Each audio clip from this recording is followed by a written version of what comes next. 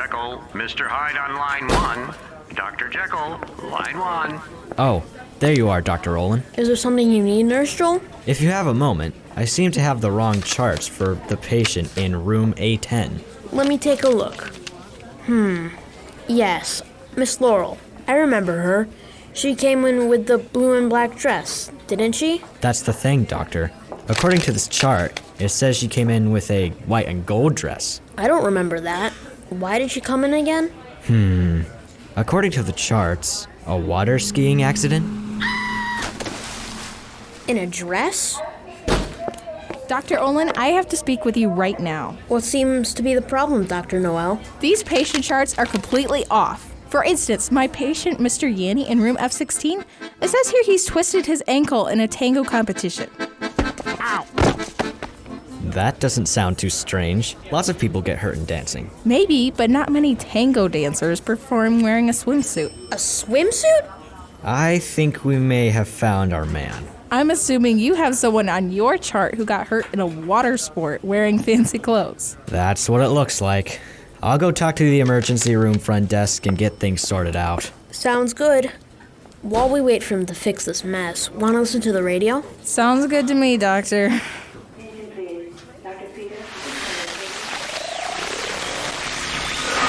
Do you think it's going to be all right, Mr. Jacobs? Don't worry, Olan. It just looks like one of the wires is fraying and it's shorting out. I'll have to find a replacement wire, do a little soldering, and it should be good as new. I didn't mean to break it. I know you said to be careful with it, and I guess I wasn't careful enough. I don't think you're to blame, Olan.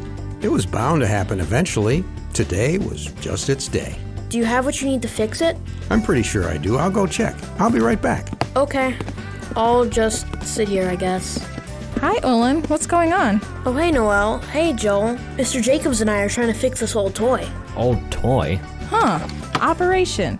I think I've seen this before. You have to use tweezers to pull plastic pieces out of the board without touching the sides, right? Yeah, and if you do touch the sides, the buzzer goes off. At least, that's what's supposed to happen. Mr. Jacobs is getting the stuff we need to fix it. So, what are these pieces that you're supposed to get out of here?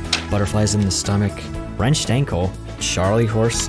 These can't be real. I don't think so. I've never heard of people having to go to the hospital to get butterflies removed. But why would they have them in this game if they weren't real? I don't know. A lot of stuff doesn't make sense, especially when it comes to things people make for kids. Yeah, like homework.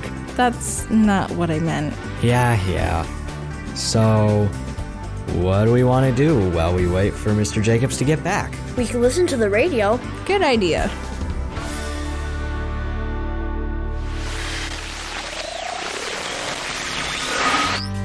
All right.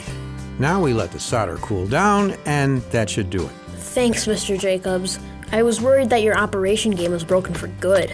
Fortunately, Olan, things were made to last back when I got this game, and they were a little easier to figure out how to fix. Speaking of figuring out things, I had a question about this game, Mr. Jacobs. Oh, really? What's on your mind, Joel? It's the names of the stuff you're supposed to pull out of the board.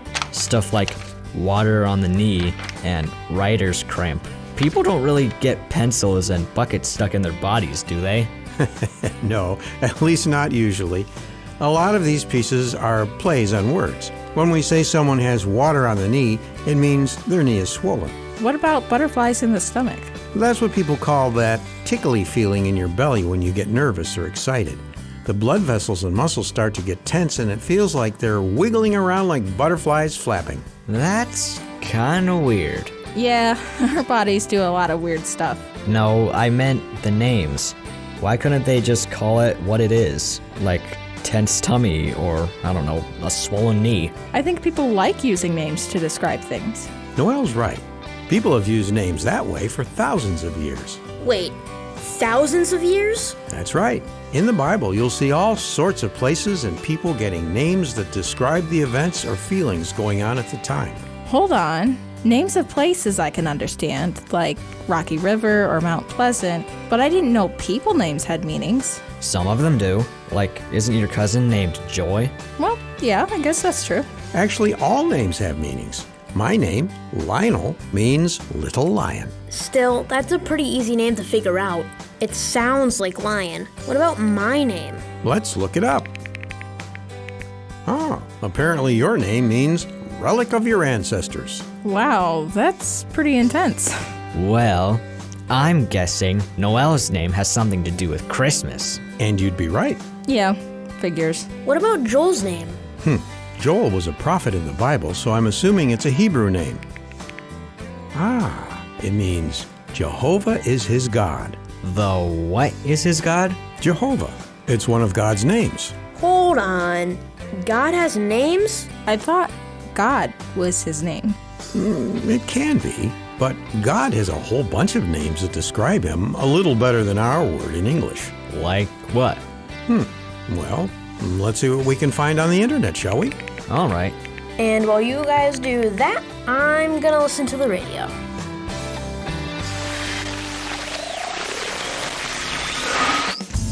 Have you found anything about God's names, Joel? Yeah, check out this list. Whoa, how many names is that? There are a lot of them, that's for sure, Noel. But why does he need that many, Mr. Jacobs? Interesting question, Olan. A lot of these names are, like we were talking about earlier, names that describe him. Jehovah Jireh means, my God provides.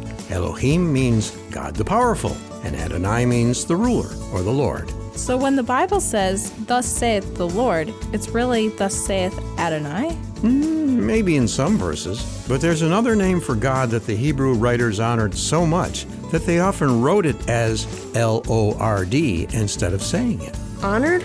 It means respect. We talked about that a few months ago. That's right. And this name is one that the Jews are very careful to make sure that it is only used in the holiest way possible. It's the name that God used to introduce himself to Moses in Exodus 3:14. I am who I am.